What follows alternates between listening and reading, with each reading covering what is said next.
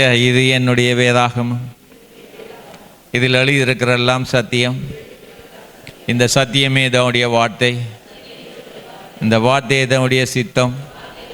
இந்த சித்தத்தின்படி நான் செய்ய, நான் நடக்க, கர்த்தர் என்னை வாளாக்காமல் தலையாக்குவார். நான் கீழாகாமல் மேலாகுவேன்.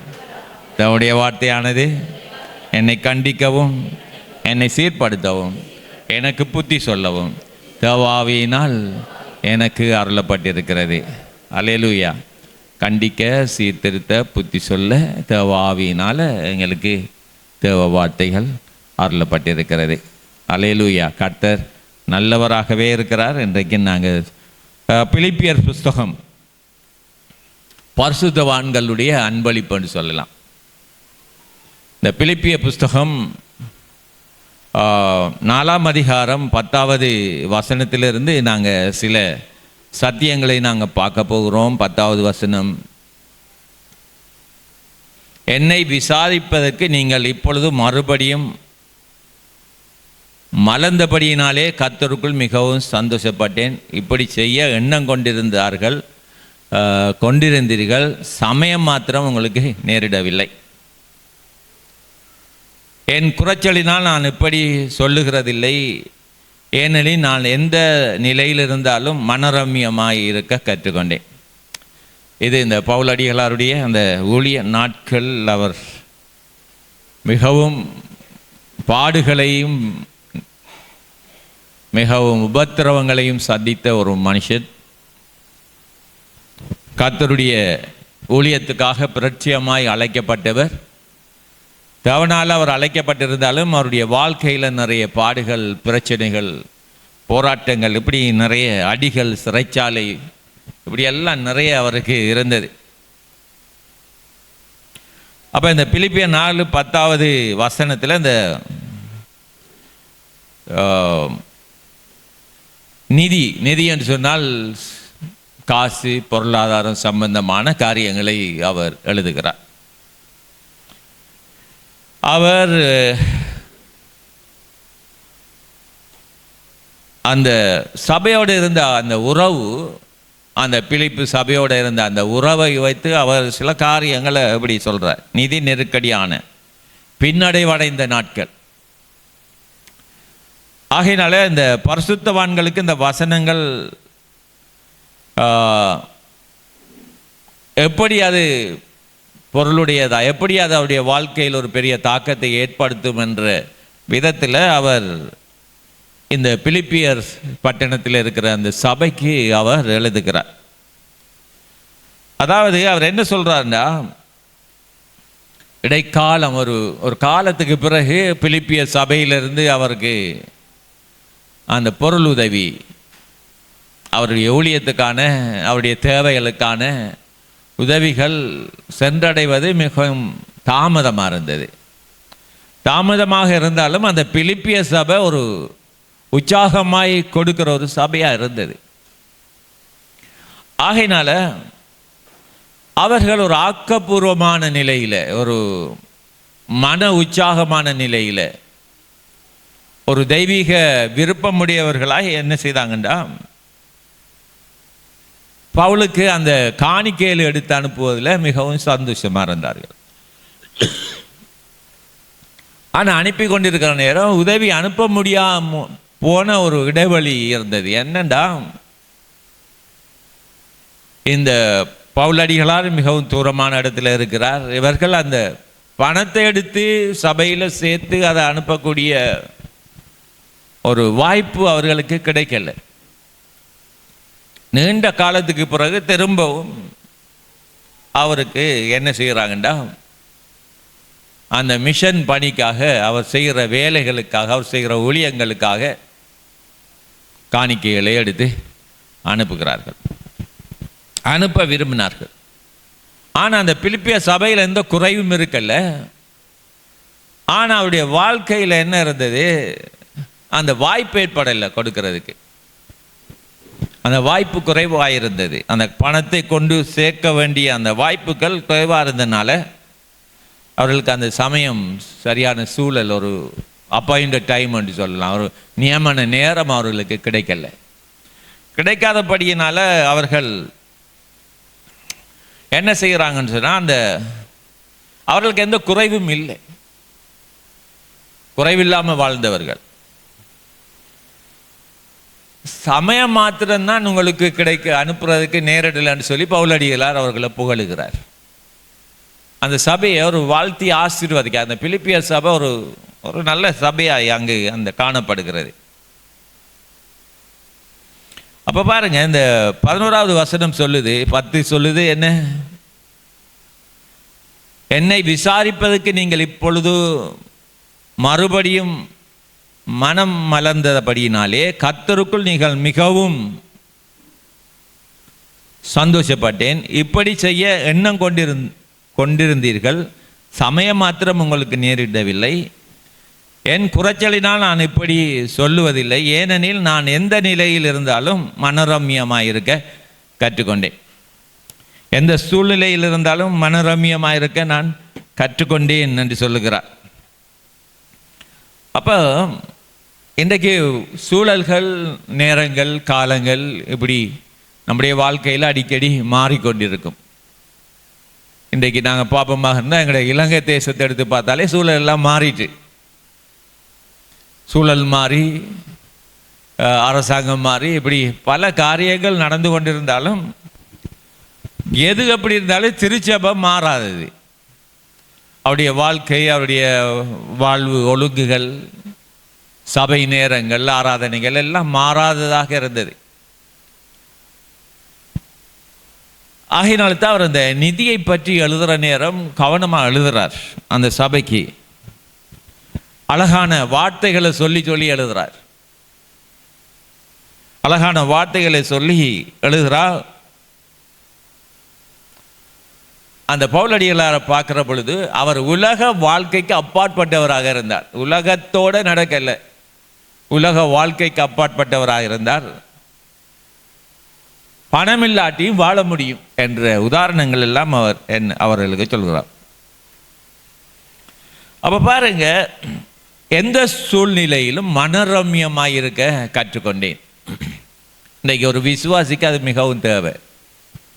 காசு இருந்தால் மட்டும் பாட்டு வரும், நல்லா பாடுவாங்க, சந்தோஷப்படுவாங்க, எல்லாம் இருக்கும். ஆனால் இல்லாத நேரங்களில் நாங்கள் தேவனை புகழணும், தேவனை பாடணும், தேவனுக்கு மனரம்யமாக இப்பொழுது நாங்கள் இருக்க வேணும், தேவனுக்கு விருப்பமான ஒரு வாழ்க்கையை நாங்கள் வாழ வேணும். அதாவது இந்த செல்வ செழிப்பை காட்டிலும், செல்வ செழிப்பண்டா ஒரு குறைவும் இல்லாமல் வாழ்வதை காட்டிலும் மனரம்யமாக இருக்கிறது மிகவும் சந்தோஷமானது. மனரம்யம்ண்டா மகிழ்ச்சியாக இருக்கிறது, சந்தோஷமாக இருக்க, மனரம்யமாக இருக்க கற்றுக்கொண்டிருந்தார். இன்றைக்கு எங்களுடைய வாழ்க்கை நாங்கள் மனரம்யமாக இருக்க கற்றுக்கொள்ள வேணும். அதாவது கர்த்தருக்குள் எப்பொழுதும் சந்தோஷமாக இருங்கள், சந்தோஷமாக இருங்கள் என்று மறுபடியும் சொல்லுகிறேன் என்று சொல்லுகிறார். ஆகையினால இந்த போதும் என்று சொல்லுகிற மனம் செல்வத்தை உண்டாக்குறது இல்லை. மனரம்யம்தான் ஒரு சிறப்பான ஒரு வாழ்க்கையை நமக்கு கொண்டு வரும். எங்கள்கிட்ட ஒன்றுமில்லையே, எங்களுக்கு அப்படி இப்படி என்று குறையெல்லாம் எங்களுக்கு குறித்து நாங்கள் சொல்லாமல், போதும் என்ற அந்த மனநிலைமை நமக்குள்ள வருகிற பொழுது அதன் மேல் இருக்கிற நாட்டம் அகற்றப்பட்டு ஒரு சிறப்பான ஒரு ப்ராஸ்பரிட்டின்னு சொல்கிறது, செல்வ செழிப்பு நிறைந்த ஒரு வாழ்க்கை நமக்கு உண்டாகும். அப்போ அந்த செல்வ செழிப்புள்ள ஒரு வாழ்க்கையாக வாழணும் என்பதுதான் தேவனுடைய ஒரு விருப்பம். நாங்கள் சிறப்பாக இருக்கணும், நாங்கள் சிறப்பாக வாழணும். வெறும் கையோட தலையை நிமித்தி நடப்பதை விட ஒரு நேர்மையான, ஒரு பயமில்லாத, சந்தோஷமாக நடக்கிறது தான் மிகவும் சிறந்தது. சந்தோஷமாக இருக்கணும் எல்லா சூழ்நிலையிலும். கர்த்தருக்குள் எப்பொழுதும் சந்தோஷமாக இருங்கள் என்று சொல்லுகிறார். மகிழ்ச்சி நிறைந்த இருதயம் நமக்கு தேவை. எல்லா புத்திக்கும் மேலான தேவ சமாதானம் எங்களுடைய இருதயத்தில் வரவணுமாக இருந்தால் மகிழ்ச்சி நிறைந்த இருதயத்தோடு நாங்கள் வாழணும். மகிழ்ச்சியாக இருக்க கற்றுக்கொள்ள வேணும். அந்த மகிழ்ச்சி தான் நமக்கு பெரிய நிறைவை கொண்டு வரும். மகிழ்ச்சி தான் நமக்கு ஒரு பெரிய சந்தோஷத்தை கொண்டு வரும். பாருங்க, ஒரு வேலையை நாங்கள் தேவ கிருபையோடு, அதாவது மகிழ்ச்சியா கிருபையை தந்து அதை மகிழ்ச்சியா அந்த வேலையை செய்ய வேண்டும் என்று தேவன் கட்டளையிட மாட்டார். அப்போ அவர் என்ன செய்ய, நாங்கள் துணிந்து நாங்கள் செயல்பட, எல்லா சூழ்நிலையும் நாங்கள் முகம் கொடுத்து நாங்கள் செயல்பட வேண்டியவர்களாக இருக்கிறோம். அந்த பொருளோடு தான் அந்த வசனம் நமக்கு கொடுக்கப்படுகிறது. அப்போ ஒரு மகிழ்ச்சியாக சந்தோஷமாக எங்களோட வாழ்க்கையை நாங்கள் வாழ பழகி கொள்ள வேணும். இதுதான் இந்த பிலிப்பியருக்கு கொடுக்கிற ஆசீர்வாதமான ஒரு செய்தி. அப்போ என்ன மகிழ்ச்சி அவங்களுக்கு பெரிதான அந்த பவுலுக்கு இருந்தது பசி, அடுத்தது அவர்களுக்கு இருந்தது இழப்பான தன்மை, இழப்புகள், நிறைய பிரச்சனைகள் அவர் முகம் கொடுத்து அப்படி இருந்த சூழ்நிலையில் அவர் அந்த பிலிப்பி சபைக்கு இப்படி எழுதுகிறார், எந்தவன் தம்முடைய ஐஸ்வரியத்தின்படி உங்கள் குறைவுகள் எல்லாம் கிறிஸ்து இயேசு மகிமையிலே நிறைவாக்குவார். அப்போ எங்களை ஒரு நிறைந்த ஒரு வாழ்க்கையை வாழ்வதற்கு தேவன் எப்பொழுதும் ரெடியாக இருக்கிறார். நாங்கள் இந்த பஞ்சத்தை பாடக்கூடாது, கஷ்டப்பாட்டு பாடக்கூடாது. பஞ்சம், கஷ்டம், ஒன்றுமில்லை, என்ன பார்க்கல, இவங்கெல்லாம் இருந்த எங்களுக்கு என்ன பிரயோஜனம், அப்படி அதெல்லாம் இருக்கக்கூடாது. சந்தோஷமாக இருக்கணும். ஏண்டா கர்த்தருக்குள் மகிழ்ச்சியாக இருப்பதே உங்களுடைய பலன் என்று சொல்கிறார் நெகேமியா 8:10. பிரச்சனை இருக்கலாம், சூழல்கள் இருக்கலாம், எது இருந்தாலும் கர்த்தருக்குள் மகிழ்ச்சியாக இருக்கிறது தான் நம்முடைய பலனாக இருக்க வேண்டும். ஆமேன். நான் இந்த ஊழியம் ஆரம்பித்த காலத்தில் நான் சவுதி அரேபியா தேசத்தில் வேலை செஞ்சேன். நான் அங்கே இருக்கிற பொழுது நான் இருந்த அந்த அறையில், அந்த ரூமில் ஒரு நாள் இயேசு வந்தார். அது எப்படி வந்தார், எப்படி நீங்கள் அவங்கள பார்த்தீங்க, அப்படி என்றெல்லாம் கேட்டால் எனக்கு அதுக்கு பாதியில் இல்லை. இயேசு என்னை கட்டி அணைத்தார், கட்டி அணைச்சி பிடிக்கிறார். இப்படி என்னுடைய முகம் அந்த பக்கமும் அவருடைய முகம் இந்த பக்கமும் இருக்கு. அவர் என்னோட பேசினார். என்ன பேசினார்னா, இந்த மெய்ப்பனை பற்றி எழுது என்ற ஒரு செய்தியை எனக்கு கொடுத்தார். மெய்ப்பனை பற்றி எழுது. அப்போ நான் மெய்ப்பனை பற்றி எழுத வேணுமாக இருந்தால் மெய்ப்பனை பற்றி தான அறிவு எனக்குள்ள வேணும்.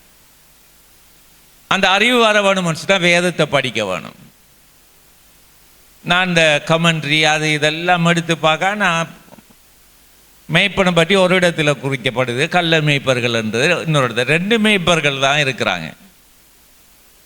அப்போ இதை குறித்து நான் வேதத்தை அந்த கண்ணோட்டத்தோடு கூட தொடர்ந்து மிச்சங்காலமாக வாசித்து வந்த பொழுது பைபிளில் 5 வகையான மேய்ப்பர்கள் இருக்கிறாங்க. அதுக்கு நான் இப்படி கொண்டேன் 5 kind of pastors அப்படி என்று அதுக்கு ஒரு தலையங்கம் விட்டு வச்சிருக்கிறேன். 5 விதமான பாஸ்டர்ஸ். அது ஒரு ஆள் தான் ஒரிஜினல், மற்ற 4 டூப்ளிகேட். அந்த ஒரிஜினல் என்ன? அந்த ஒரிஜினல் தான் இருதயத்துக்கு ஏற்ற மெய்ப்பன். அவருடைய இருதயத்துக்கு ஏற்றவர்கள் அந்த ஒரிஜினல். மற்ற 4 டூப்ளிகேட். அதாவது இந்த சீனா அடிக்குதானே, அந்த மாதிரி நாடுகளில் இருக்கிற பொருளை போல் டூப்ளிகேட் அடிக்கிறாங்க, குறைஞ்ச விலைக்கு ஈஸியாக வாங்கிடலாம். பாருங்க, டூப்ளிகேட் எல்லாம் ஒரிஜினல் இல்லை, ஆனால் ஒரிஜினல் மாய்த்தான் இருக்கும். நமக்கு இல்லாததுக்கு பரவாயில்ல, இதை குறைஞ்ச விலையில் வாங்கி பாவிக்கலாம் வேண்டாம், ஒரு 2 வருஷம் 1 வருஷத்தில் அது உடைஞ்சு போயிடும். ஆனால் அந்த ஒரிஜினல் நிலையாக இருக்கும். ஆகையினால தான் இந்த 5 கைண்ட் ஆஃப் பாஸ்டர்ஸ் என்று சொன்னேன். 4 பேர் டூப்ளிகேட், ஒரு ஆள் தான் ஒரிஜினல். அந்த ஒரிஜினல் தேவனுடைய இருதயத்துக்கு ஏற்ற மெய்ப்பன் என்பதை நான் கண்டுகொண்டேன். அப்போ பாருங்க, இந்த பிலிப்பியர் 4:14 பாப்பமாக இருந்தா, ஆகிலும் நீங்கள் என் உபத்திரவத்தில் என்னோட கூட உடன்பட்டது நலமாய் இருக்கும் என்றார். என்னை பலப்படுத்துகிற கிறிஸ்துவினாலே எல்லாவற்றையும் செய்ய எனக்கு பலன் உண்டு. அப்போ நான் வந்த உடனே அந்த சவுதி அரேபியா நாட்டிலிருந்து வார்னேரு அழைப்பை பெற்றவனாக, ஒரு கோலை கையில் எடுத்தவனாக இந்த இலங்கை தேசத்துக்கு வந்து முதல் படிக்கவன், ஒரு 1 இயருக்கு படிப்போம் அப்படி என்று சொல்லி ஒரு பைபிள் இன்ஸ்டியூட்டில் போய் ஒரு 1 இயர் படிக்கிறதுக்குரிய கோர்ஸை செலக்ட் பண்ணி அதை படித்தேன். அங்கே இருந்து 1 இயர் படிச்சுட்டு நான் கொண்டு வந்த காசுலேயே தங்குறதுக்கு இடம், எனக்கிட்ட இருந்த காசுலேயே தங்குறதுக்கு இடம், சாப்பிட்றதுக்கு அதில் கொஞ்சம் கொஞ்சம் சாப்பிட்றது. 2 நேரம் சாப்பாடு எடுப்பேன், 1 நேரம் சாப்பாடு எடுக்க மாட்டேன். ஏன்னா எனக்கு போதிய பணம் இல்லை. அப்போ அந்த 1 இயருக்கு நாங்கள் அதை அந்த இருக்கிற காசை வச்சு படித்து, ஏண்டா அவர் கோலை கொடுத்தார், கோலை கொடுத்து என் ஊழியத்தை செம்மையாய் செய்யன்னு சொன்னார். இதான் என்னுடைய அழைப்பு. ஆகையினால அந்த கோலை எடுத்தவனாக என்ன செய்கிறான்னு சொன்னால், நான் படிக்க வேணும், கொஞ்சம் வேதத்தை படிச்சிட வேணும். வேதம் தெரியும், ஆனால் படிக்க வேணும் என்ற அந்த எண்ணத்தோடு கூட ஒரு ஸ்கூலுக்கு போனேன். ஒரு ஸ்கூலுக்கு போய் அங்கே படித்தேன். கல்வாரி பைபிள் இன்ஸ்டியூட் என்ற அந்த பைபிள் ஸ்கூலில் போய் படித்தேன். அங்கே படிச்சுட்டு இருக்கிற நாட்களில் அந்த லீவு நாளில் வந்து இங்கே ஊழியம் ஸ்டார்ட் பண்ணினேன். சாட்டர்டே சண்டே வாரது, ஊழியம் பண்ணுறது, கிராமங்களில் நடக்கிறது, அங்கே இங்கெல்லாம் போகிறது, இப்படி செய்து அதையும் பண்ணி இதையும் படித்து முடிச்சிட்டேன். அப்போ இந்த நடந்த பாதைகளெல்லாம் திரும்பி பார்க்குற பொழுது மிகவும் பாடுகள் நிறைந்த வாழ்க்கை. எனக்கு ஒரு பாஸ்டர் இருந்தார். அவர் சொன்னார், டேய் நான் கிளம்ப போகிறேன், அவர்கிட்ட சபை மக்களுக்காக கிட்டத்தட்ட ஒரு 500 பேருக்கு கிட்ட இருக்கிறாங்க, இந்த சபையை நீ பொறுப்படுத்திக்கொள், நான் போகிறேன், லீவ் பண்ணுறேன், இந்த ஊரை விட்டு நான் போகிறேன் என்று. கட்டிடவும் இல்லை, அலையவும் இல்லை, சபை மக்களை தந்தார். அவர் தார நேரம் பார்த்து இந்த சபைக்கான பணம் அப்படி வந்தது. $1000 US டாலர். அவர் யாரு, அவர் எங்க இருக்கிறாரு, அவர் எப்படிப்பட்டவர் என்றதெல்லாம் தெரியாது. ஆனால் அவரை கடைசியில் சந்தித்தேன். இந்த 1000 US டாலர் வந்து ஒரு பெரிய தொகையாக இருந்தது அந்த நாட்களில். அப்போ அந்த காசை எடுத்து அப்படியே மாற்றி இந்த 5 ஏக்கர்ஸ் லேண்டை வாங்கினேன். இந்த லேண்டெல்லாம் வாங்கி எல்லாத்தையும் இருக்கிற நேரம் அந்த இருந்த ஜனங்கள் எல்லாம் என்னை விட்டு போயிட்டாங்க. அதில் 12,000 11,000 ரூபா மிச்சம் இருந்தது. சேவிய பிளானுக்குரியது, அளக்கிற காசு, அந்த லேண்டுக்கு சுத்தம் செய்கிறது, வேர் பிடுக்கிறது எல்லாம் செய்து ஒரு 12,000-11,000 ரூபா அந்த மிச்சம் மீதம் இருந்தது. அப்போ இந்த காணி இருக்கு, ஆனால் மக்கள் இல்லை. இருந்த மக்கள் எல்லாம் என்ன காரணத்துக்காக போனாங்களோ தெரியல, ஆனால் என்னை விட்டு வெளியில் போயிட்டாங்க. அப்போ அந்த நாட்களில் நான் நிறைய காரியங்களை நான் படித்து கொண்டேன், கற்றுக்கொண்டேன்.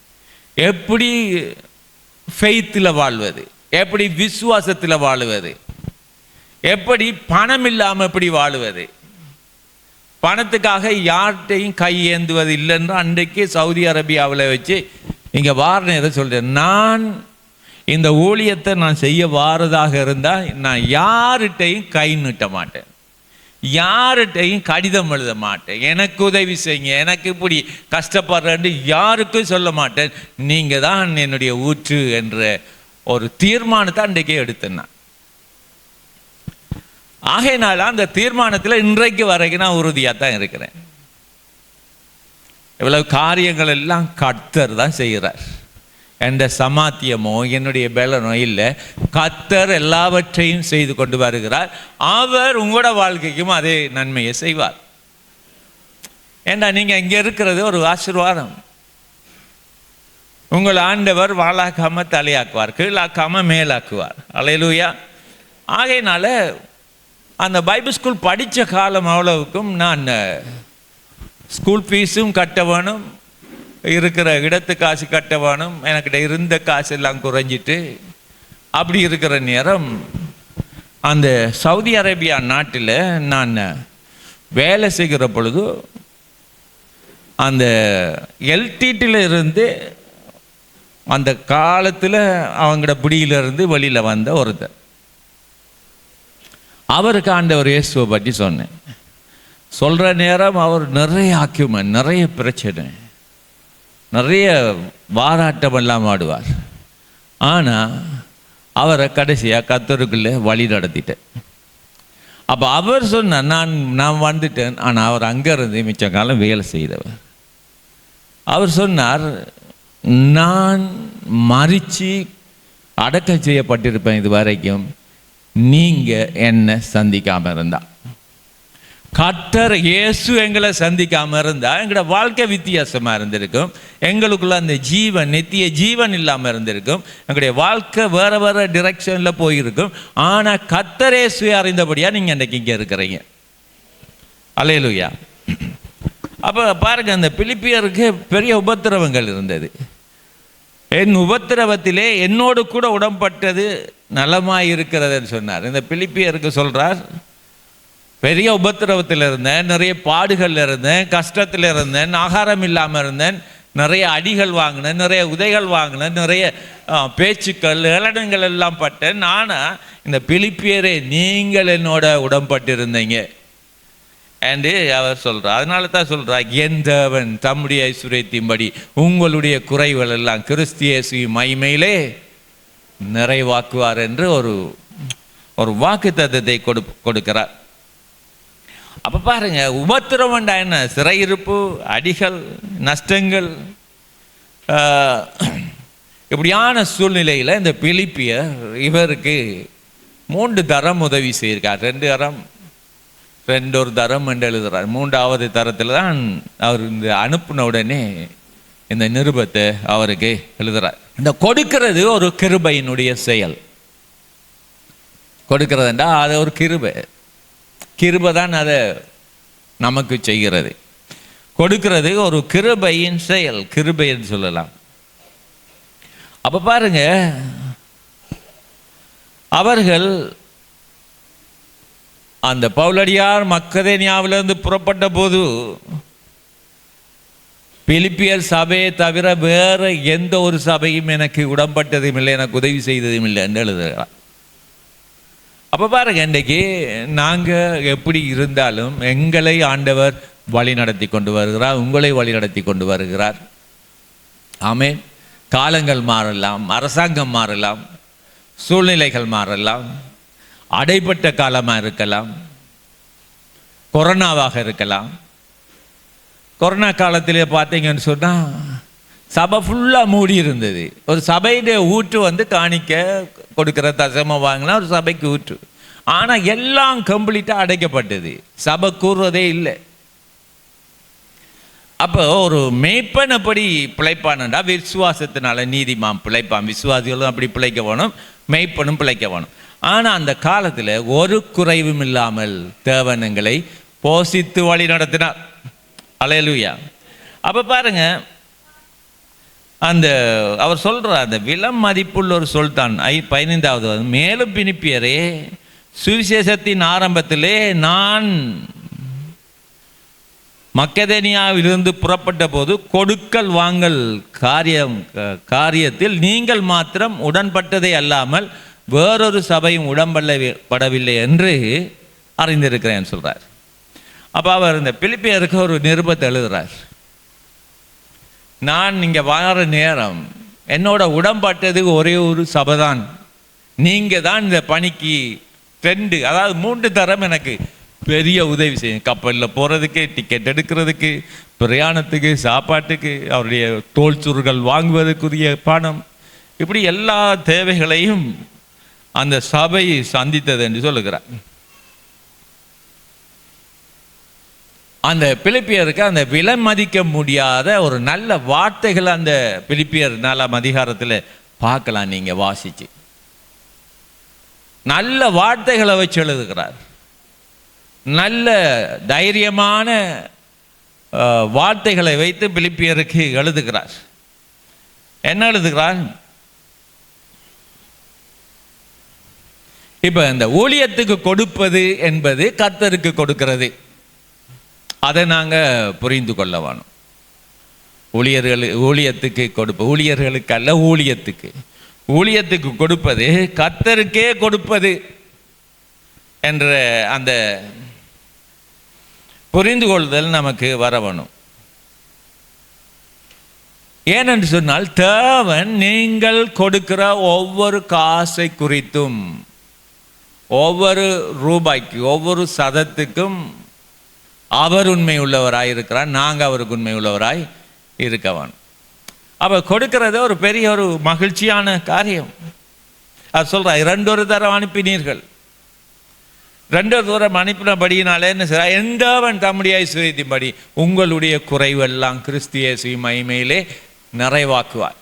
அப்போ என்ன பலப்படுத்துகிற கிறிஸ்துவினால எல்லாவற்றையும் செய்ய எனக்கு பலன் உண்டு. நமக்கு சில நேரங்களில் நம்பிக்கையற்ற சூழல் வரலாம். என்ன பண்ணலாம், என்ன செய்யலாம், நான் இந்த குடும்பமே அப்படியே மூழ்கி போயிட்டு, என்னுடைய பிஸ்னஸ் இழந்து போயிட்டு, வெள்ளக்காலம் வந்துட்டு எனக்கு வெளியில் வேலைக்கு போக முடியாது, இப்படி பல காரியங்களை அடைந்தாலும் சூழல்கள் இருந்தாலும், ஆனால் எல்லா சூழல்லையும் தேவன் மாறாதவர். எல்லா சூழலையும் அவர் எங்களோடு இருக்கிறார். அல்லேலூயா. எங்களோட இருக்கிறவர், எங்களுக்கு உதவி செய்கிறவர். அப்போ எங்களோடு இருக்கிற தேவன் இன்றைக்கும் எங்களை என்ன செய்கிறார், ஆசீர்வதித்து கொண்டிருக்கிறார். அப்போ பாருங்க, ஊழியத்துக்கு கொடுப்பது கர்த்தருக்கு கொடுக்கிறது தான் ஒரு பகுதி. இன்றைக்கு நாங்கள் காணிக்க எடுத்தாங்க, தசமப்பாங்க, இது கர்த்தருக்கு தான் கொடுக்குறீங்க. அதுதான் ஊழியத்துக்கு கொடுக்கப்படுகிறது. அந்த ஊழியத்துக்கென்று கொடுக்கிறது கர்த்தருக்கென்று கொடுக்கப்படுகிறது. அப்படிதான் இந்த பிலிப்பியர் நமக்கு போதிக்கிறார். அவ தேவன் காசு குறித்து, பணத்தை குறித்து அக்கறை உடையவராயிருக்கிறார். அல்லேலூயா. எங்களுடைய காசு, எங்களுடைய பணம், நாங்கள் கொடுக்கிற எல்லாவற்றையும் குறித்து அவர் மிகவும் கரிசனை உள்ளவர், மிகவும் கரிசனை உள்ளவர். ஒரு சமயம் நாங்கள் இந்த ஊழியத்துக்கு வந்த பொழுது ஒரு சமயம் கொடுத்தாங்க, எல்லாரும் கொடுத்தாங்க. எங்கள்கிட்ட கொடுக்கறதுக்கு ஒன்றுமே இருக்கல. இங்கே கொடுத்தோமா அங்கே கொடுத்தோமோ தெரியல. எங்கள்கிட்ட கொடுக்கறதுக்கே ஒன்றும் இல்லை. சிஸ்டர் சொன்னாங்க, என்கிட்ட மோதிரம் இருக்குது, இதை நான் கலட்டி காணிக்கையில் கொடுக்குறேன் அப்படின்னா, நாங்கள் கொடுங்கன்னு சொன்னேன். அப்போ நமக்கு அதனால் இன்றைக்கு பார்த்தீங்கன்னா அவங்ககிட்ட இப்போ எத்தனையோ மோதிரங்கள் இருக்குது, எவ்வளோ இருக்குது, ஆனால் போடுறது இல்லை, ஒன்றை தான் போடுறது. யாராவது கொடுத்துட்டு போவாங்க, யாராவது வாங்கிட்டு போவாங்க, வாங்கி கொடுத்துட்டு போவாங்க. அவங்ககிட்ட நிறைய இருக்கு. காரணம், அன்றைக்கு விதைச்சது, அவர் ஆட்சியத்தில் விதைச்சது இன்றைக்கு அது இடங்கொள்ளாமல் போக மட்டும் பெருக்கம் எடுத்திருக்கிறது. அது மரமாகி காய்த்து, அது மரமாகி அது கனி கொடுக்குற நேரம் நாங்கள் எதை விதைச்சோமோ அதை நமக்கு நம்முடைய வாழ்க்கையில் ஹார்வெஸ்டாக கொண்டு வந்து தந்துடும். அல்லேலூயா. அப்போ பாருங்க,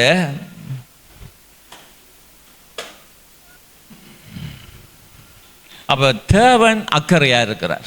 எதுக்கு அக்கறையாக இருக்கிறார்? வாங்கிறதுக்கு அக்கறையாக இருக்கல்ல, அவர் உங்களை பிளஸ் பண்ணுறதுக்கு, அல்லது எல்லைகள் எல்லாம் பெரிதாகுவதற்கு, அல்லது நீங்கள் விருத்தி அடைவதற்கு தேவன் வழிகளை உங்களுக்கு திறந்து தருவார். ஆமேன். அது பிஸ்னஸாக இருக்கலாம், வெளிநாடாக இருக்கலாம், அல்லது உள்நாடாக இருக்கலாம். எல்லா நாட்டுக்கும் தேவன் தான் கர்த்தர். அப்போ எங்களை அவர் அவருடைய சித்தத்தின்படி எங்களை என்ன செய்வார், வழி நடத்த ஆரம்பிப்பார். ஆமேன். அப்போ ஆண்டவருடைய கணக்கு நாங்கள் செய்கிற கணக்கு மாதிரி இல்லை. நான் இன்கம் டேக்ஸி பே பண்ணுறேன்னா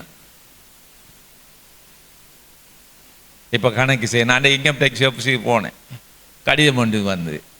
அவர் சொன்னால் நீங்கள் எல்லாம் கொடுத்துட்டீங்க, இனி அடுத்த கடிதம் வந்தோடனே வாங்க அப்படின்னு சொன்னால். அப்போ இதே வந்தது, அப்படி அனுப்பி கொண்டு இருக்கிறாங்க, பிள்ளையை அனுப்பிட்டு இருக்கிறாங்க அப்படின்னு. எப்படி இன்கம் டேக்ஸுக்குள்ளே நான் மாட்டினேன்னா கொடுக்க வச்சார் ஆண்டவர். ஆண்டவர் சொல்கிறார், ராயனுக்குரியதை ராயனுக்குரியதையும் தேவனுக்குரியதை தேவனுக்கும் செலுத்துன்றார். அந்த ஒரு காசை 2 பக்கம் காட்டி கேட்குறார். இந்த பக்கம் இருக்கிற சின்னம் யாருடையது? ராயனுடைய அரசாங்கத்து சின்னம். அந்த சிங்க சின்னம் போட்ட மாதிரி இது அரசாங்கத்துக்குரியது. மற்ற பக்கம் அப்போ ராயனுக்குரியதை ராயனுக்கும் தேவனுக்குரியதை தேவனுக்கு கொடுங்கன்னு சொல்லி லேசாக முடிஞ்சிட்டார். அப்போ பாஸ்டருக்கு நிறைய இன்கம் வரபடினால நான் இன்கம் டேக்ஸ் கொடுக்குறேன். அப்படி இல்லை, நான் ஒரு காரை வாங்குறதுக்கு ஒரு காரை வாங்கினேன், வாங்கி அது புது காரு, அதை விற்று போட்டு இப்போ இருக்கிற காரை வாங்கினேன். அது வாங்குறதுக்கு எனக்கு இந்த லீசிங் போட்டு அப்படி எல்லாம் வாங்குறது விருப்பம் இல்லை. எங்களோட விக்டர் வைஃப் இருக்கா பெனிஸ்டான்னு சொல்லி, அவங்களுக்கு இந்த பேங்கில் கொமர்ஷியல் பேங்க ஆர்டிபி பேங்கில் அக்கௌண்ட் இருக்குது. அவங்களுக்கு அந்த பீரியடில் லோன் கொடுக்குறாங்க. எனக்கு எடுத்துக்கு இந்த லோனுன்ட்டு கேட்டாங்க. நான் சொன்னேன், அந்த லோன் எடுத்து அப்படியே எனக்கு தாங்க, நான் மாதம் மாதம் உங்களுக்கு பேங்க் லோனை கட்டுறேன் என்று சொல்லி அவங்க எடுத்து தந்துட்டான். அப்போ நான் காரை ஃபுல் பேமெண்ட் படுத்தி வாங்கிட்டேன். ஒரு காரு ஃபுல் பேமெண்ட்டில் ரெடி கேஷுக்கு வாங்கினா இன்கம் டேக்ஸுக்காரன் எல்லாம் அவனுக்கு ஒரு வருஷத்துக்கு பிறகு கடிதம் வருது, சந்தோஷம், நீங்கள் வருமான வரி கட்டுறவர்களாக உங்களோட அடையாளம் கண்டுட்டோம், நீங்கள் வருமான வரி கட்டணும் அப்படி என்று சொன்னாங்க. அப்போ நான் அந்த கமிஷனர்கிட்ட போய் கதைச்ச போது அவர் சொன்னார், பாஸ்டர் இது யார் அனுப்புறது, அடுத்த டைம் வாங்க நான் இதை செய்து தரேன் அப்படின்ட்டுலாம் சொன்னாங்க. அடுத்த டைம் வாருன்னு கவர்மெண்ட் மாறிட்டு. அப்போ கவர்மெண்ட் என்ன சொல்லுன்னா, நீங்கள் எல்லாரும் டேக்ஸ் பே பண்ணணும். அப்போ அவர்கிட்ட போனேன், அவர் என்ன கண்டு கொள்ளவில்லை, என்ன கண்டு கதைச்ச மாதிரியே அவர் கதைக்கலை. அப்போ நான் பிறகு அவங்களோட ஆஃபீஸுக்கு போய் எவ்வளவு கட்ட வேணும் அப்படின்னு கேட்டேன். அது ஒரு பெரிய இஷ்யூவே இல்லை. ஒரு 12,000 15,000 ரூபா கட்டணும் ஒரு வருஷத்துக்கு. நான் சரி கட்டுறேன்னு கட்டிட்டேன். அண்டையிலேருந்து இன்றைக்கு வரைக்கும் கட்டுறேன். போக போக குறைஞ்சி வருது, கட்டுற காசு குறையுது. காரணம் என்னென்னா, நாங்கள் ராயனுக்குரியதை ராயனுக்கும் தேவனுக்குரியதை தேவனுக்கும் கொடுக்கிற பொழுது தேவன் ஆச்சரிய விதமாக அபரிதமான காரியங்கள் வழியாக தேவன் உங்களை ஆசீர்வதிப்பார், என்னையும் ஆசீர்வதிக்கிறார். அப்போ பாருங்க, கொடுக்கிறது கர்த்தருக்கு தான் கொடுக்குறோம். அவர் அமுக்கி குலுக்கி சரிந்து விழும்படி நன்றாய் உங்கள் மடியில் அளந்து போடுவார்கள். நீங்கள் எந்த அளவினால் அளக்கிறீர்களோ அந்த அளவினால் உங்களுக்கும் இது ஒரு ஜீவன், ஒரு உயிர். இந்த வசனம் ஒரு உயிர். அந்த உயிரான அந்த வார்த்தையின் படி நாங்கள் ஆக்ட் பண்ணுற நேரம், அந்த உயிரான வார்த்தையினுடைய அந்த மரத்தினுடைய விளைச்சல் நம்முடைய வாழ்க்கையில் வந்துடும். ஆமென், அல்லேலூயா. அப்போ பாருங்க,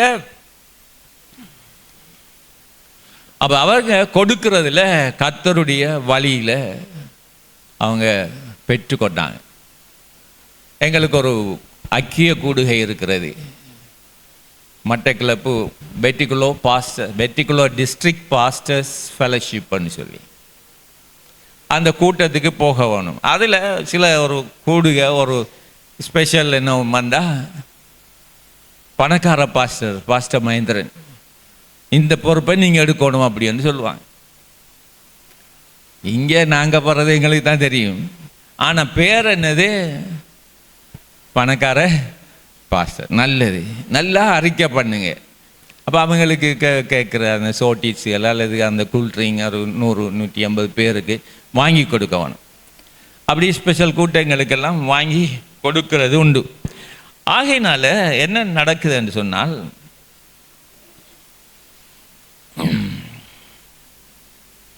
கர்த்தருக்கு கொடுக்கிறவர்களை ஆண்டவர் நிறைவா ஆசீர்வதிப்பார். அதாவது ஏழைக்கு இறங்குறவன் கர்த்தருக்கு கடன் கொடுக்குறான். ஏழைகளை நாங்கள் பராமரிக்க ஆரம்பிச்சிட்டோம்டா,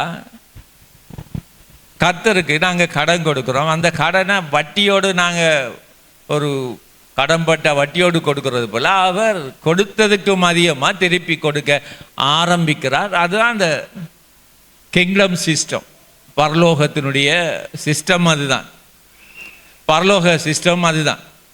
அப்போ அந்த பரலோக சிஸ்டத்துக்குள்ளே நாங்கள் வந்துட்டோம்னு சொன்னால் அது நம்முடைய வாழ்க்கையை ஒரு பெரிதாக மாற்றிடும். இப்போ ஆபிரகாம் கோலும் கையுமா போனவன், ஒன்றுமே இல்லை, ஒரு கோலும் தடியுமா தான் போனவர். சும்மா போன ஆபிரகாமை தேவன் கூப்பிட்டு அவனை தெரிஞ்சு கொண்டு அவனுக்கு வாக்குத்தத்தம் கொடுத்து இந்த பூமியில் இருக்கிற எல்லா மக்களும் ஆபிரகாமுக்குள்ளாக ஆசீர்வதிக்கப்படுவார்கள் என்ற ஒரு வார்த்தையை கொடுத்து அவனை ஆசீர்வதித்தார். அப்போ அந்த ஆசீர்வாதத்தை பெற்றுக்கொள்றதுக்கு ஒரு ஊடகமாக இயேசு வந்தார். இயேசு வந்ததுனால அந்த வாக்குத்தத்தம் புதிய ஏற்பாட்டில் எழுதப்படுகிறது. கிறிஸ்து இயேசுக்குள்ளாய் ஆபிரகாமுடைய ஆசீர்வாதங்கள் உண்டாகும்படி இப்படி ஆயிற்று. எப்படி ஆயிற்று? கிறிஸ்துவானவர் மரத்திலே தூக்கப்பட்டு, எதுக்கு மரத்தில் அடிக்கப்பட்டார்? சாபம், வறுமை, நோய், வியாதி, கஷ்டம், பாடுகள், குறைவுகள் எல்லாவற்றையும் தன் தோளில் சுமந்தார். வறுமனை, நோயை மட்டும் சுமக்கல்ல, நம்முடைய குறைவை சுமந்தார், நம்முடைய பாடுகளை சுமந்தார், நம்முடைய துக்கங்களை சுமந்தார், நம்முடைய எல்லா காரியங்களையும் அவர் சுமந்து சிலுவையில் மரித்து 3ஆம் நாளில் உயிர்த்தெழுந்தார். பவுலடிகளாரை ஊழியத்துக்கு அவர் அழைக்க பொழுது அவர் என்ன சொல்றார்? எந்தவன் தம்முடைய ஐஸ்வர்யத்தின்படி உங்களுடைய குறைவெல்லாம் கிறிஸ்து இயேசுவின் மகிமையிலே நிறைவாக்குவார். இதான் வசனம். இதை சொல்றதுனால இந்த சபைகள் எல்லாம் என்ன பேர் வச்சாங்கண்டா, அவர் பணக்கார பாஸ்டர். எந்த பாஸ்டர் தான் எந்த தேவன்னா அவங்களோட தேவனும், என்னுடைய தேவன் தான் உங்களுடைய தேவனும். ஒவ்வொருத்தருடைய வாழ்க்கையில் ஏற்றத்தாழ்வுகள், குறைவுகள், நிறைவுகள், கஷ்டங்கள், பாடுகள் இருக்கிறது. எப்படி அந்த பாடுகளும் குறைவுகளும் கஷ்டங்களும் வருகிறது என்று பார்த்தால், அவர்கள் எதை விரும்புகிறார்களோ அது அவருடைய வாழ்க்கையில் வரும். அவர்கள் எதை விதைக்கிறார்களோ அது விளைச்சலை கொடுக்கும். அது இன்டர்னல் லோ என்று சொல்றது. மாறாத ஒரு சிஸ்டத்தை தேவன் உண்டு பண்ணி வைத்திருக்கிறார். அல்லேலூயா. மாறாத ஒரு சிஸ்டம். இப்போ இந்த மெஷினில், ஏடிஎம் மெஷினில் போய் அடித்து பார்க்க, நான் ஒருக்கா ஏடிஎம் நம்பரை மறந்துட்டேன். போய் அடித்து பார்க்க ஞாபகம் வரல. அதை சுவரில் எங்கேயோ எழுதி வச்சுருந்தேன் அந்த நம்பரை. எந்த சுவரில் எவ்வளோத்தை எழுதி வச்சான்னு தெரியாது. இந்த காசு எடுக்கணும் ஒரு இரவு நேரம் வந்து இந்த சுவர்லாம் தேடி பார்த்து ஒரு இடத்த இருந்தது. அந்த நம்பர் எடுத்து போய் அடித்த உடனே சிஸ்டம் வேலை செஞ்சுது. சிஸ்டம் வேலை செஞ்சபடினால உனக்கு எவ்வளோ பணம் வேணும், உன்னோட கணக்கில் எவ்வளோ காசு இருக்குது என்று சொல்லி, அந்த காசு எவ்வளோ இருக்கோ, எனக்கு தேவை ஒரு 5000 6000, அதில் இருந்த அந்த இதுக்குள்ளே நான் அடித்த உடனே காசு வந்தது, எடுத்துகிட்டு வந்துட்டேன். இது சிஸ்டம். இது இந்த பூமியில் இருக்கிற சிஸ்டம். அப்போ இந்த சிஸ்டத்துக்கு ஒரு ஒழுங்கு இருக்கிறபடினால நம்முடைய வாழ்க்கைக்கும் ஒரு ஒழுங்கு இருக்கு. மனுஷன் எதை விதைக்கிறானோ அதை அறுப்பான். மனுஷன் எதை பேசுகிறானோ அதை அறுப்பான். மனுஷன் எதை நம்புகிறானோ அதை அறுப்பான். நான் பாவி, நான் தகுதியற்றவனா, நீ அப்படியே இரு. பாவியும், நான் கிறிஸ்து இயேசுக்குள்ள வந்து ஒரு மனுஷன் பாவி என்று சொல்லி பாருங்க. நாங்கள் பாவி இல்லை, அவர் சொல்றார் நீ நீதிமான் என்று. அதான் வசனம் சொல்லுகிறது. நாங்கள் நீதிமான், கிறிஸ்து இயேசுக்குள் முற்றிலும் ஜெயம் பெற்றவர்கள். நான் வாளாகாம தலையாக வேணும் என்று சொல்லி கிறிஸ்து இயேசுவை சிலுவையில் அடித்திருக்கிறார். அடித்தது மாத்திரமல்ல, ஆபிரகாம் கோலும் தடியுமாக போனவன மகா பிரபுவாக, மகா உன்னதமான ஆசீர்வாதத்தினால் அவருடைய ஆடுகள், மாடுகள், கோழிகை, கழுதைகள், வேலைக்காரர்கள், வேலைக்காரிகள் எல்லாம் பூமி தாங்கல் என்று எழுதப்பட்டிருக்கு. இதெல்லாம் வாசிச்சு பார்க்கணும். பூமி தாங்கல் யாரு? ஆபிரகாமுடைய ஆசீர்வாதங்களை. இந்த இயேசு வந்து வெறுமையா வந்தாரு. அவரை சிலுவையில் அடித்தாங்க. அவருடைய கையில் காலில் விழாவில் இருந்து ஒழுகின ஒவ்வொரு இரத்தத்தையும் சிந்தினார் நம்முடைய பாவம் மன்னிக்கப்படத்தக்கதாக. நம்முடைய வறுமை மன்னிக்கப்படத்தக்கதாக, அவருடைய தழும்பினால நாங்கள் சுகமாகும்படியா, அவருடைய இரத்தத்தினால நமக்கு ஜீவம் உண்டாகும்படியாக, அவருடைய குமாரனுடைய பரலோக ராட்சியத்தில் இருக்கிற அந்த ஹெவன்லி ஃபாதர், பரலோக தகப்பனுடைய முழு ஆசீர்வாதங்களையும் கிறிஸ்து இயேசுவுக்குடாக கடத்திட்டார். அப்ப கிறிஸ்து இயேசுவுக்குடாக கடத்தின உடனே அந்த இயேசுவை ஏற்றுக்கொள்ளுகிறவர்கள் எத்தனை பேர்களோ அத்தனை பேர்களும் தேவனுடைய பிள்ளைகள். தேவனுடைய பிள்ளைகள் ஆபிரகாமுடைய சந்ததி. ஆபிரகாமுடைய சந்ததி வாக்குத்தத்தத்தின் பிள்ளைகளாய் நாங்கள் அந்த ஓல்டு கவர்னன்ட்ல இருந்து அந்த நியூ கவர்னன்ட்டுக்குள்ளே நாங்கள் வந்துட்டோம். பழைய உடன்படிக்கையிலிருந்து புதிய உடன்படிக்கைக்குள்ளே வந்துட்டோம். இதுதான் சத்தியம், இதுதான் வசனம், இதுதான் டாக்டரின், இதுதான் மூல உபதேசம். நாங்கள் பைபிள் காலேஜில் படிக்கிற நேரம் இந்த மூல உபதேசங்களை உபதேசிப்பாங்க.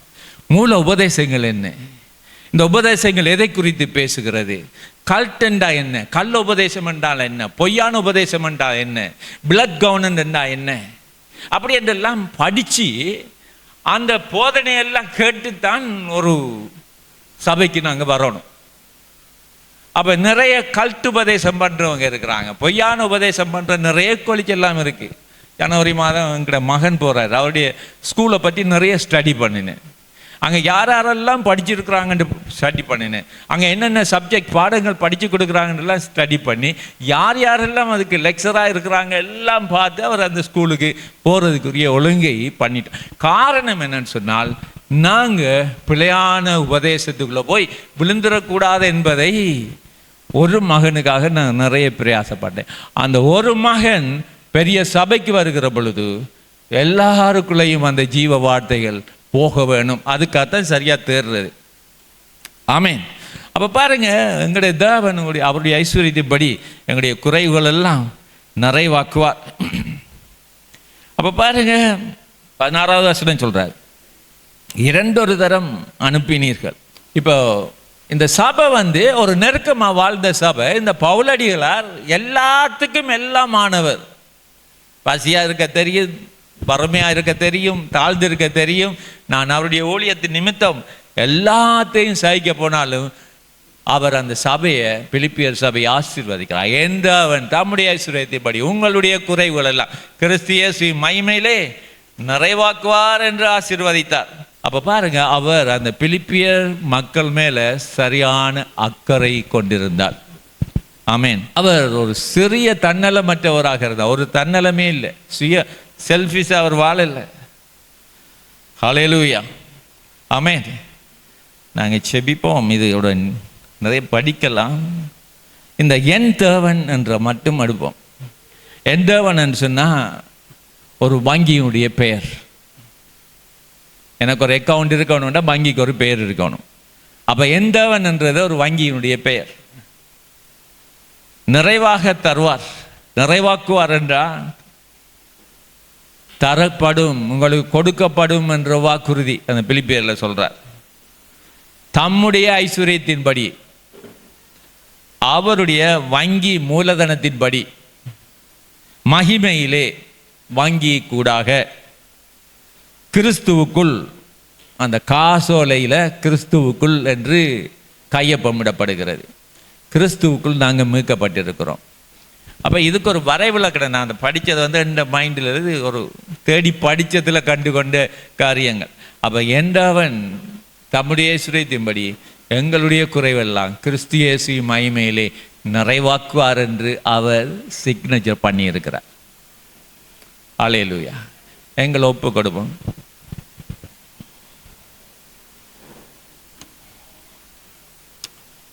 இந்த காணிக்கையை அந்த பிலிப்பியர்கள் கொடுத்த பொழுது அவர் சொல்லுகிறார், இந்த காணிக்கையை சுகந்த வாசனையாய் ஆண்டவருக்கு நான் படைக்கிறேன் என்று சொல்லுகிறார். எதுக்கு சுகந்த வாசனை? அவ்வளவு என்ன விசேஷம் இருக்கு அந்த காணிக்கை மேல? என்ன விசேஷம் இருக்கு? அவருடைய வார்த்தையை நீங்கள் கை கொள்ளுகிற பொழுது, அந்த காணிக்கையை படைக்கிற பொழுது அல்லது கொடுக்கிற பொழுது, அதை நாங்கள் விதைக்கிற பொழுது, தேவன் அதை ஒரு பலியாக சுகந்த வாசனையாய் ஏற்றுக்கொள்ளுகிறார்.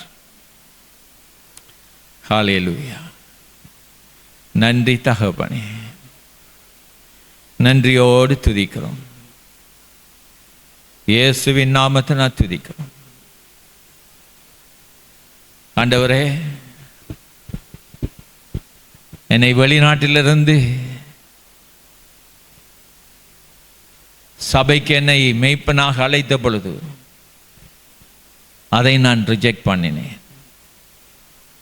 அவர்கள் 2வது முறை அவங்ககிட்ட இருக்கிற சபையை என்ன வந்து பொறுப்படுகும்படியாய் ஆண்டவர் இயேசு தன்னோடு கூறினதாக இந்த இடத்துல வந்து கூறினார்கள்.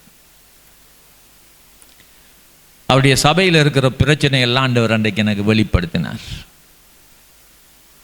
வெளிப்படுத்தின பொழுது அவர் முழங்கால் படியிட்டு எங்களுக்காக ஜெபம் பண்ணுங்கன்னு சொன்னார். அவருக்காக ஜெபிச்சோம். இந்த தேவனுடைய சிஸ்டங்கள் எல்லாம் அவருக்கு சொல்லி கொடுத்தேன். அவர் போயிட்டு திரும்ப வந்து என்ன சந்திச்சார். நீங்கள் கொடுத்த ஆலோசனையும்படி எங்கேயோ இருக்கிற தூரமான இடத்துல இருக்கிற அந்த சபைக்கு இருந்த பிரச்சனைக்கு ஆலோசனை கொடுக்க அவரை எங்கே போய் பாஸ்டர் மகேந்திரன் என்பதை மட்டக்களப்பு மாவட்டத்தில் இருக்கா போய் கண்டுபிடி என்று சொல்லியிருக்கிறார். அவர் வந்து அவருடைய பிரச்சனைகளை கதைத்த பொழுது அவருக்கு ஆலோசனை சொல்ல தேவாவியானவர் வழி நடத்தினார். இந்த பண விஷயம் என்றதிலையும் தேவன் இன்றைக்கு எங்களோட பேசுகிறார். அவர்தான் வங்கியாளர், அவர்தான் வங்கியாளர், அவர்தான் வங்கி கணக்காளர். கிறிஸ்து இயேசுவின் மகிமையிலே நிறைவாக்குறவர் அவர்தான். உங்களுடைய தேவைகளை சந்திக்கிறவர் அவர்தான். சிறுக விதைக்கிறவன் சிறுக அறுப்பான், பெருக விதைக்கிறவன் பெருக அறுப்பான்னு சொல்லியிருக்கிறது. நீங்கள் தேவனிடத்தில் விசுவாசிக்கிறது எது? சிறுக கேட்குறீங்களா, பெருக கேட்குறீங்களா? அல்லது நான் கஷ்டம், நான் பாட அனுபவிக்கிறேன், இதெல்லாம் எனக்கு வேணாம் என்று சொல்கிறீங்களா? அப்படி ஆகும். ஏண்டா இருதயம் எதை விரும்புதோ அதுதான் உங்களுடைய வாழ்க்கையாக மாறும். நம்முடைய தேவனே, பிலிப்பிய சபைக்கு வாக்கு தத்தங்களை கொடுத்தவரே, இன்றைக்கு நாங்கள் அதை நம்புகிறோம் சுவாமி, அதை தியானிக்கிறோம், அதை வாசிக்கிறோம், அதன் மேல் இருக்கிற ஆண்டவரே வல்லமை உணர்கிறோம். வெறுமனே பணத்துக்காக அல்ல, கிறிஸ்துவுடைய சரீரத்தில் இருக்கிற நாங்கள் கிறிஸ்துவுடைய நன்மைக்குள்ள, பிதாவாகிய தேவனுடைய நன்மைக்குள்ள நாங்கள் வர வேணும் என்று சொல்லுகிறார். வெள்ளியும் என்னுடையது, பொன்னும் என்னுடையது, ஆடுகள் மாடுகள் கோழிகை கழுதைகள் எல்லாம் என்னுடையது, பூமியும் அதன் நிறைவும் என்னுடையது என்று சொல்லுகிறார். எங்களுடையது, அவருடையது. அவரை நாங்கள் சரியாக அவருடைய வார்த்தை அண்டிக் கொள்ளுகிற பொழுது அவர் எங்களுடையவராய் மாறுகிறார். விசுவாசித்தேன் ஆகையால் பேசினேன் என்று எழுதியிருக்கிறபடி நாங்களும் விசுவாசத்தின் ஆவியை உடையவர்களாய் இருக்கிறபடி பேசுகிறோம். ஆண்டவரே, நம்முடைய கரத்தில் திருச்சபை மக்களை நாங்கள் ஒப்பு கொடுக்கிறோம். உடைய வாழ்க்கையில் நன்மையும் கிருபையும் பெருகட்டும்.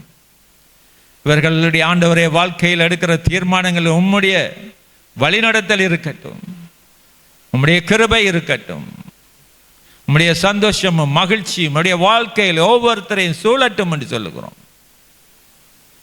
நன்மையான எந்த ஈவும் பூரணமான எந்த வரமும் ஜோதிகளின் பிதாவிடத்திலிருந்து வருகிறது என்று சொல்லி இருக்கிறார். நன்மையான ஈவுகள் வரட்டும், பூரணமான வரம் வரட்டுடைய வாழ்க்கைக்கு உம் கருத்தில் ஒப்பு கொடுக்கிறோம். இயேசுவின் நாமத்தில் செபித்து ஆசீர்வதிக்கிறோம் எங்கள் நல்ல பிதாவே. ஆமென்.